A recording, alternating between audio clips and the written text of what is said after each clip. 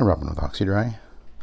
This is a polyester and pretty dirty footwear transfer, but it's also very, very worn.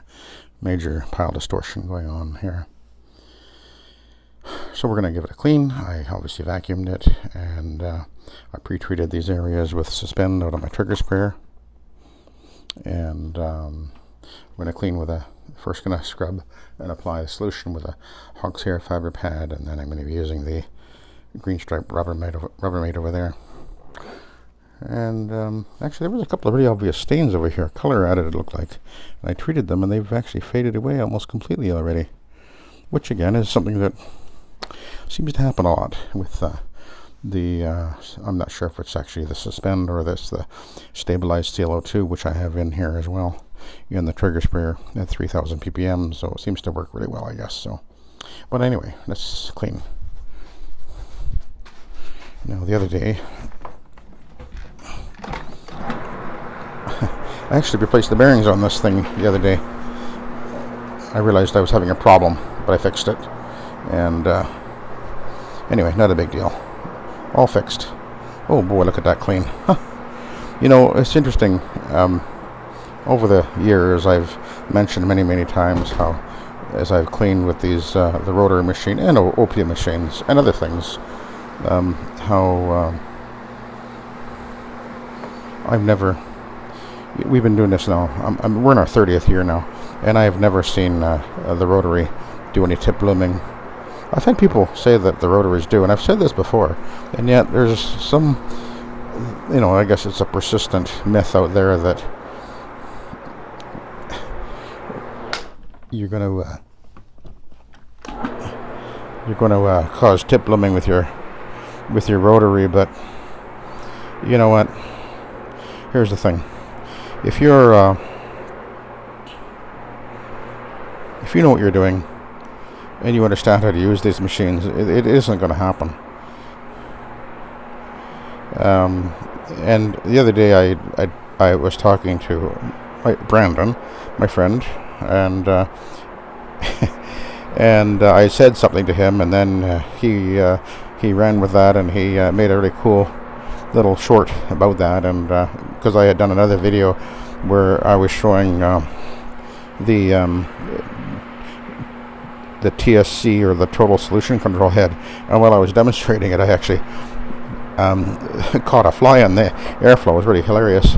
And anyway, he found a scene from I guess the Karate Kid movie or something. Anyway, it was just hilarious what he did with that. But we were talking about it and back and forth about it, and I had said it was a quote that I'd come up with this a long time ago, that you can't clean without water, but water is your enemy. And of course, as it turns out, it's possible for people without any concept of what I'm actually saying there would misunderstand what I'm saying, I guess. But anyway, we were talking about this, and we realized that somebody might be thinking that, well, maybe I'm saying that you shouldn't be using hardly any water at all, or solution at all, and then there'd be the risk of overwetting, or running so dry that you're going to cause damage to the carpet. Well, obviously, I mean, it's kind of hilarious. It's like, well, what moron would think that that's what I was saying? I mean, I've been at this now for 50 years. So why would I suggest that you're going to run so dry on your carpet with your machine like this that you could end up causing damage to the carpet all over the place? But apparently there are some out there that are so stupid that they think that that's what I'm saying in that. Of course, I'm not. What I'm simply saying is that you need to use your mind, your brain, when you're applying your cleaning solution, and don't just apply it so heavy that even if you're doing a low moisture method, you could actually even overwet the carpet and end up causing wicking, even though you're actually using a pad system to clean with. And it's about, remember that you need to be in control of how much you're applying, and don't over apply, and that applies to both carpeting and furniture. I say that when I'm cleaning with my hot water extraction machine. That you want to be careful not to over wet things. Water is you can't clean without the water, obviously, because that's lifting your soil up and moving it out either into your airflow and recovery tank or onto your damp pad. But at the same time, you have to be thinking about what you're doing and not simply just hose it down and you end up washing the dirt into the back. And I've said that many, many times over the years in various videos, but apparently, people can, and I guess there are people that are so stupid to think that that's what I'm actually saying, that you want to run so dry that you run the risk of tip blooming. And I can't help if people are that stupid, but apparently, I guess, there are some out there that think that's what that means, and it doesn't. It means don't be stupid. That's what it's saying. But apparently, even when I say things that are, telling people to think about what you're doing and how you're doing it and why you're doing it, apparently that can get misunderstood as, but that's what happens. People take things out of context, or maybe they haven't got the comprehension skill or the intelligence to understand what's being actually said and being promoted in this. But there you go. There's always those out there that are, I guess, a little short on the brain power. And I can't help that. You know what they say, you can't fix stupid. But anyway.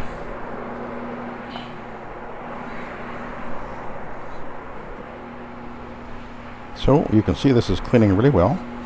And again, no tip blooming going on here. Even though this is a polyester, even the hog's hair fiber pad, as long as you have enough moisture present, which I've said before, no problem. So we're going to take this off. Okay. And we'll do our little switch.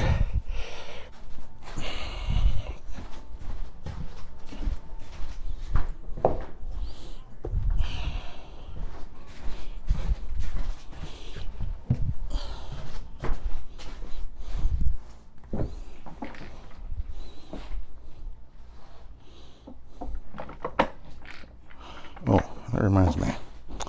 Yeah, the issue that I was having with this thing.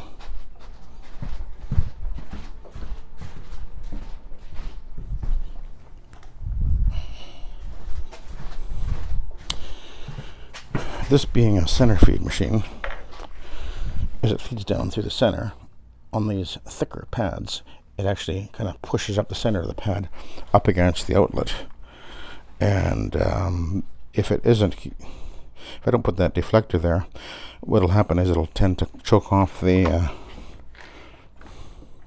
where the solution is coming out. And although it still comes out, it slows it down enough that it kind of backs up into the hub, and then it's not meant to have the water sit there, which it will tend to do, or the solution sit there, and then it actually will get past the seals. It's meant to just sort of the solution go right past the seals rather than have it sitting up against it. So I was a little surprised that the bearings had gone so quickly this last time. But then when I opened it up, I realized, okay, there's something rather dramatic going on, and I realized, okay, it's only been less than a year I started using these green stripe pads, and they're the thicker ones, and I had run into this issue before when I was using the microfiber pads. And so anyway, I'll put the deflector on, and that'll solve that issue. Now I understand. I didn't realize that was happening. Hadn't thought about that. It's been a long time since I used the microfiber pads. When I switched over to the Iron Man pads, and that issue was no longer there. So anyway, all fixed. It cost me like $50 to $58 to switch out a couple of bearings. I'm actually pretty fast at it now. I've actually got videos of me changing the bearing. The last time I did it was with, well, I videoed it anyway. I actually injured myself doing it. Some of you might remember that. That was a few years ago, I guess. But anyway, now I got the two bearings. They're about the same size as you would have bearing as you have with the like a Vibe or whatever, that main bearing, except it has two of them. The way it's designed, it's got the center hub. The belt goes around a big hub in the middle, and it's a flat multi-V belt. And so the center hub is the key to this machine. Anyway, I was able to fix it, got it back in order, and now it's back being nice and quiet. And the bearings, when I pulled them out of there, I was like, ooh, they obviously were sitting wet for quite a while, because there was rust all over them and everything. But anyway, I also figured out a better way to remove the bearings than what I'd been doing in the past. I've managed to figure out how to use the gear puller with a little adapter idea I came up with, and that made it much easier. Didn't have to do much hammering or whatever at all, actually. So that was good. Continuing to learn as we go along.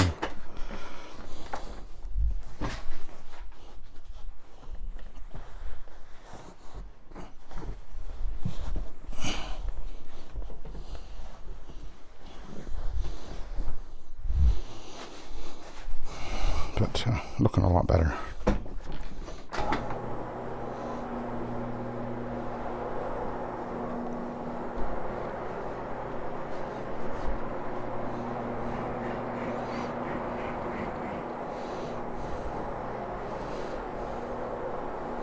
But you can see there's a lot of wear going on here. This carpet, I don't know how old it is. I don't think they knew either.